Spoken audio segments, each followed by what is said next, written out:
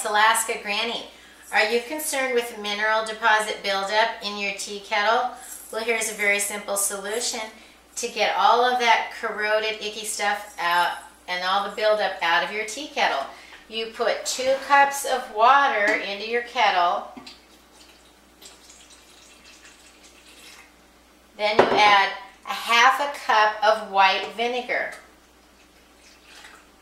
Then you put it on your burner, you set it on high, and you bring it to a boil and let it boil for 10 minutes. After 10 minutes, shut off your burner and remove your kettle from the heat and allow it to cool.